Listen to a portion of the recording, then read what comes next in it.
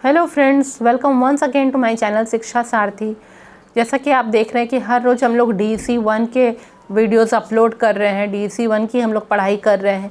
तो हम लोगों ने DC1 के यूनिट 1 को कंप्लीट कर दिया। ब्लॉक 1 जो हम लोग पढ़ रहे थे, introduction to child care and development, जो है ब्लॉक 1 पढ़ रहे थे, उसकी यूनिट 1 को हमने पूरा कर दिया। यूनिट 2 को भी पूरा कर दिया। अब हम यूनिट 3 पे आ रहे हैं, जो कि है, उसका हेडिंग क्या है, प्रिंसिपल्स ऑफ डेवलपमेंट, है ना। विकास के सिद्धांत क्या होते हैं, उस पर हम लोग पढ़ेंगे। प्रिंसिपल्स ऑफ डेवलपमेंट, अभी तक हमने जितना भी पढ़ा डेवलपमेंट के बारे में, विकास के बारे में, कि सारा विकास का पैटर्न एक जैसा होता है, सीक्वेंस को फॉलो करते हैं। पहला स्टेप होगा, फिर दूसरा स्टेप होगा विकास में, ठीक है, जो कि सारे बच्चों में, सारे लोगों में एक जैसा विकास होता जाता है। हमने ये भी पढ़ा कि विकास के बहुत सारे फैक्टर्स इफ़ेक्ट होता है, बहुत सारे कारक हैं जो उस पर इफ़ेक्ट डालते हैं, ठीक है। अब हम लोग आगे पढ़ेंगे कि किस तरह जो है हेरिडिटी और एनवायरनमेंट, वंशानुगत जो चली आ रही है परंपरा, या जो जिस तरह के जो बोलेंगे वंश से वंश जो कैरेक्टरिस्टिक ट्रांसफ़र हो रहा है एक लोग से दूसरे लोग में, और अपने आसपास का जो वातावरण है वो किस तरह विकास पे असर डालता है, ये हम लोग पढ़ेंगे आज, ठीक है। तो जो है, तो हमने विकास के बारे में क्या पढ़ा, अभी हम लोग प्रिंसिपल्स ऑफ डेवलपमेंट पढ़ेंगे। आज हम लोग पार्ट 1 करेंगे यूनिट 3 का। विकास के बारे में हमने क्या पढ़ा कि विकास ऑर्डरली है, ऑर्डर के हिसाब से चलता है, जैसे जैसे होना चाहिए। प्रोग्रेसिव है, विकास आगे ही होता जाता है, पीछे नहीं जाता है, और उसमें ऐसे बदलाव होते हैं जो कि जीवन भर के लिए रह जाते हैं, ठीक है। अब डायरेक्शन ऑफ डेवलपमेंट, कि किस डायरेक्शन में विकास होता है। Physical and motor development follow 2 directions, ठीक है। ये जो शारीरिक विकास होगा और मोटर विकास जो होता है, कल मैंने आपको बताया था मोटर विकास में क्या होता है, सकल मोटर विकास और सूक्ष्म मोटर विकास होता है। मतलब कि आपके जो हैं जो बहुत ही छोटी छोटी मांसपेशियाँ हैं, जैसे उंगलियों में आगे आगे जो है, पैर के नाखूनों के पास जो मांसपेशियाँ हैं, उनका विकास होगा जब बच्चे अच्छे से हाथ पैर से कुछ चीज़ें हाथ से सामान पकड़ पाएंगे, पैरों से अच्छे से चल पाएंगे, तो वो है सूक्ष्म मोटर विकास। और जो ये लंबी लंबी मांसपेशियाँ हैं हमारे जांघों की, हमारे हाथ, कंधों से हाथ तक की, वो सब का विकास जब होगा तो उसे कहेंगे सकल मोटर विकास कहते हैं, ठीक है। तो जो है जितने भी शारीरिक और मोटर विकास होते हैं वो 2 दिशा में, वो कैसे दिशा में चलते हैं। एक दिशा उनका होता है हेड टू टो डायरेक्शन, सिर से लेके पैर तक जो विकास हो रहा है, शारीरिक विकास सिर से पैर तक होता है, ठीक है। जो है सबसे पहले जो भी बनावट में या फिर काम करने के तरीके में जो विकास होगा वो सबसे पहले कहाँ होता है, सिर के में होता है ना। हमारे दिमाग के पास उसका सिर बढ़ता है, दिमाग का विकास होता है, साइज़ में बढ़ता है, अंदर भी विकास होता है सबसे पहले, फिर ट्रंक में, फिर हमारे धड़ में, है ना, हमारे मेन बॉडी में नीचे, और लास्टली कहाँ पे होगा, पैरों में होता है, ठीक है। तो सिर से, हमारे धड़ से और पैरों में विकास होता है, ठीक है। ये किन लोगों के लिए है, प्रीनेटल बर्थ के लिए भी, जिन बच्चों ने अभी जन्म नहीं लिया है, जो अभी जन्म लेने ही वाले हैं, माता के शरीर के भीतर ही है, और साथ ही साथ जिन लोगों ने जन्म ले लिया है, इन सारे बच्चों का विकास इसी तरीके से होगा, सिर से लेकर पैर तक विकास होगा, ठीक है। यह देखा गया है कि जब वह भ्रूण होता है, माता के शरीर के भीतर भ्रूण अवस्था में होता है, तब भी उसका सिर का विकास पहले होता है, तब उसके धड़ का विकास होता है, नीचे वाले बॉडी का विकास होता है, फिर उसके हाथ पैरों का विकास होता है, ठीक है। 8 सप्ताह जब बीत जाते हैं, माता के शरीर में भ्रूण जन्म ले चुका है, और 8 मतलब कि भ्रूण आ चुका है, माता जो है अब प्रेग्नेंट है, और उसके 8 सप्ताह बीत चुके हैं। उस समय जो है भ्रूण जितना लंबा है उसकी आधी लंबाई सर ही होती है, ठीक है ना। इसलिए उस समय माता को अच्छे से खाना पीना करना चाहिए, क्योंकि उस समय दिमाग का विकास बच्चे का होता है, ठीक है। तो ऐसा नहीं कह सकते कि बाकी का बॉडी भी उस वक्त डेवलप नहीं हो रहा है, बाकी का बॉडी भी डेवलप हो रहा है, पर सिर का विकास काफ़ी तेज़ी से हो रहा है, ठीक है। तो एक जनरल बात है कि विकास की दिशा कैसी होती है, हाँ, ये हम लोग को जानना ज़रूरी है कि शरीर का कौन सा पार्ट जो है वो तेज़ी से विकास हो रहा है और दूसरे पार्ट भी विकास हो रहा है, दूसरे पार्टों में भी विकास हो रहा है, दूसरे अंगों में भी विकास हो रहा है, पर वो थोड़े स्लो हो रहे हैं। सिर का विकास तेज़ी से हो रहा है। ठीक है, चूँकि जो है प्री नेटल लाइफ में जब बच्चे ने जन्म नहीं लिया उस समय भी सिर का विकास तेज़ी से हो रहा है। हाँ, और इसका मतलब जब जन्म हो जाएगा बच्चे का, उसका सिर सबसे ज़्यादा विकसित रहेगा और शरीर कम विकसित रहेगा। ठीक है, उस वक्त उसका सिर सबसे ज़्यादा विकसित रहेगा। और जन्म के बाद जो है अब विकास कैसे होगा, अब फोकस किधर चला गया, अब धड़ के तरफ विकास चला गया, सिर से हट के अब बॉडी और हाथ पैरों का विकास ज़्यादा तेज़ी से होगा। ठीक है, अब पहले धड़ का विकास होगा। धड़ क्या होता है, हाथ और पैरों को छोड़ दे तो यहाँ गर्दन से नीचे लेके जो नीचे का बॉडी रहेगा वह धड़ कहलाता है। ठीक है, तो अब जो है अब ब्रेन का विकास हो चुका है, अब धड़ का विकास होगा, धड़ जल्दी जल्दी बढ़ेगा, हाँ, अच्छे से काम करेगा और फिर हाथ और पैरों का विकास होगा।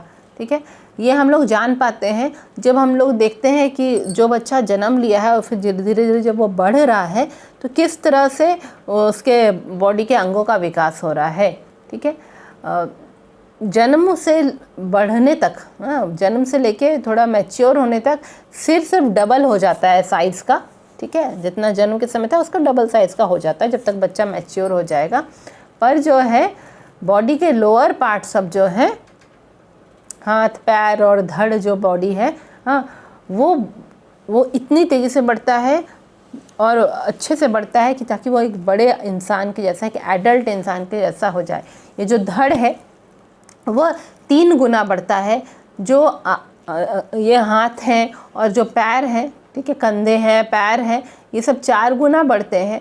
और जो नीचे का कंधे और हाथ जो है वो 4 गुना बढ़ते हैं और जो पैर और नीचे का जो हमारी फीट है ना, नीचे का जो पैर है और लंबे पैर जो है वो 5 गुना बढ़ते हैं। यानी कि जन्म के बाद ब्रेन का विकास थोड़ा कम होता है, बाकी शरीर के पार्ट का विकास ज़्यादा होता है। ठीक है, तो इसी तरह से जो मोटर डेवलपमेंट है, हमने तो देखा कि हेड टू टो विकास हो रहा है। टो मतलब पैर के उंगलियां और नाखून। ठीक है, मोटर विकास जो है वो भी इसी दिशा में जाता है, हेड टू टो के दिशा में जाता है। पहले जो है सिर के जो मांसपेशियां हैं वो ज़्यादा जल्दी विकसित होते हैं और वो ही कंट्रोल कर पाता है, हमारे आँख और मुंह को सिर की मांसपेशियां कंट्रोल कर पाती हैं। उसके बाद गर्दन की मांसपेशियों में कंट्रोल आता है, वो मजबूत होती हैं। उसके बाद कंधों की मांसपेशियां मजबूत होती हैं। उसके बाद धड़ की मांसपेशियां मजबूत होती है और लास्टली पैरों की मांसपेशियां मजबूत होती जाती हैं, उनका विकास होते जाता है। इसलिए आपने देखा होगा कि बच्चे बैठने से पहले क्या सीख पाते हैं, अपने गर्दन को सीधा रखना सीख पाते हैं। जो छोटा बच्चा होता है पहले वो गर्दन को सीधा रखना सीख पाता है, फिर वह बैठना सीख पाता है, हाँ, और उसके बाद ही वह चलना सीख पाता है। यानी सिर से नीचे, सिर से ऊपर से लेके नीचे तरफ विकास हो रहा है मोटर विकास में ही। अब जो दूसरी तरह का विकास होता है, 2 तरीके का विकास हो रहा है। जो दूसरी तरह का विकास है, शारीरिक या मोटर विकास दोनों में ही, वह बॉडी के सेंटर से बाहर की तरफ होता है ना। बॉडी के मध्य भाग से लेके बाहर की तरफ उसका विकास होता है। ठीक है, जो है हमारे, मान लीजिए बॉडी के बीचों बीच एक लाइन है, हाँ, तो लाइन एक्सिस जिसको कहेंगे, बॉडी के बीचों बीच एक लाइन है एक्सिस, उसके अगल बगल जो मसल्स है, उसके अगल बगल जो मांसपेशियां और अंग है, पहले वो विकसित होंगे पहले, हाँ, और जो दूर दूर में क्या है, हमारे हाथ और पैर है, वो सबसे बाद में विकसित होंगे। ठीक है, जब बच्चे ने जन्म नहीं लिया है तो उस वक्त उसका सर, उसकी रीढ़ की हड्डी, उसका हृदय और उसके जो धड़ है, ठीक है, धड़ है, ये सब पार्ट जो है जहाँ पे उसके बॉडी के मध्य भाग के जो नज़दीक है, हाँ, उसका सिर, उसके रीढ़ की हड्डी, उसका हृदय और उसका धड़ जो बॉडी के मध्य भाग के पास स्थित है, वो सब पहले डेवलप होगा, उनका पहले विकास होगा। फिर हाथ और पैर जो कि बॉडी के मध्य भाग, मध्य में जो एक्सिस है, लाइन है, उससे जो बहुत दूर दूर है हाथ और पैर, उनका विकास धीरे धीरे बाद में होगा। सबसे लास्ट में विकास क्या होगा, उंगलियों का विकास। हाथ की उंगलियां या पैर की उंगलियां जो सबसे एक्सट्रीम एंड में है, सबसे दूर में है मध्य भाग से, उनका सबसे आखिर में विकास होगा। ठीक है, इसी हिसाब से मोटर कोऑर्डिनेशन भी होता है। बॉडी के जो मांसपेशियों के बीच में जो सहयोग होता है कि वो काम अच्छे से कर सके, इसी हिसाब से होता है। ठीक है, सबसे पहले जो बच्चा है वो अपने कंधों को, अपने इन कंधों को वो कंट्रोल करना सीख पाता है। वो अपने कंधों को इस्तेमाल करना सीख पाता है। क्यों? क्योंकि ये कंधे उसके मध्य भाग के नज़दीक में हैं, उसके बॉडी के मिडिल से नज़दीक में है, इसलिए पहले वो कंधों को इस्तेमाल करना ठीक से सीख पाता है, कंट्रोल करना सीख पाता है। फिर धीरे धीरे वो अपने कोहनियों को, अपने एल्बोज़ के मांसपेशियों को कंट्रोल करना सीख पाता है। फिर वो अपने कलाई के मांसपेशियों को कंट्रोल करना सीख पाता है, और लास्ट में वो अपनी उंगलियों के मांसपेशियों को कंट्रोल करना सीख पाता है। ठीक है, जैसे कि आप देखेंगे कोई एक छोटा बच्चा है, उसके आसपास कोई सामान गिरा हुआ है, वह उसे उठाना चाह रहा है। तो जब वो 3 महीने का है तो वह अपना पूरा कंधा लगा के इस्तेमाल कर रहा है उस सामान को उठाने में, है ना, पूरी तरह से वह टर्न कर रहा है ताकि वह उस सामान को उठा सकेगा। ठीक है, जैसे जैसे वो थोड़ा बड़ा होता है आप देखेंगे कि वो सिर्फ अपने कोहनियों की मदद से ही वो सामान उठा लिया। फाइनली आप देखेंगे कि वो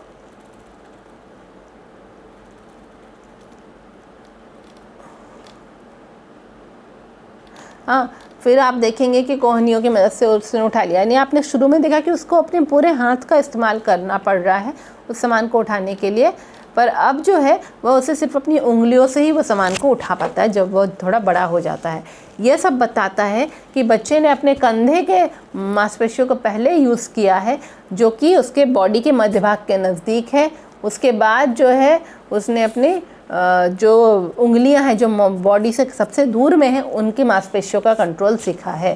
ठीक है, इसी तरह बच्चे जो है उसके जो है वो उसकी जांघें और नीचे के पैर की मांसपेशियां पहले वो कंट्रोल कर पाता है, और पैर की जो उंगलियां हैं उनको वो सबसे लास्ट में कंट्रोल कर पाता है। ठीक है, तो ये सारे जो उदाहरण है वो यही दिखाता है कि जो बड़ी बड़ी मांसपेशियां हैं जो है, जैसे कि कंधों की, जो कि बॉडी के एक्सिस के नज़दीक है। एक्सिस मतलब क्या? आप मान लीजिए बॉडी के बीचों बीच एक लाइन ऊपर से नीचे जा रहा है, उसे हम एक्सिस कहेंगे। तो जो एक्सिस के नज़दीक की बड़ी बड़ी मांसपेशियां हैं, बच्चे पहले उनको कंट्रोल करना सीखते हैं, उसके साथ सहयोग करना सीखते हैं। और उसके बाद वो छोटी मांसपेशियां जो कि उंगलियों में और पैरों की उंगलियों में है, जो कि दूर है शरीर से, शरीर के मध्य भाग से, उन्हें कंट्रोल करना सीखते हैं। इसका मतलब 2 तरीके का विकास हो रहा है, एक सिर से लेके नीचे पैर तक का विकास हो रहा है, और एक मध्य भाग से बाहर की तरफ का विकास हो रहा है। ठीक है, अब हम लोग आगे पढ़ेंगे रेट ऑफ डेवलपमेंट। ठीक है, individual differences in rate of development, कि हर एक मनुष्य जो है उसके विकास की गति में अंतर होता है। ठीक है, हमने पढ़ा कि विकास की गति एक सीक्वेंस को फॉलो करती है। हमने ये पढ़ा कि विकास एक सीक्वेंस फॉलो करता है, कि बच्चा पहले जो है वह उलटना पलटना सीखता है, फिर बैठना सीखता है, फिर घुटनों के बल रेंगना सीखता है, फिर चलना सीखता है, फिर दौड़ना सीखता है, फिर चढ़ना सीखता है ना। ऐसा नहीं है ना कि पहले ही वो दौड़ना सीख जाए, ऐसा नहीं होता है। तो विकास एक सीक्वेंस को फॉलो करता है, एक सीक्वेंस के हिसाब से चलता है। ठीक है, हर बच्चा ये ही सब विकास के स्टेज को पास करेगा, हम लोग जानते हैं।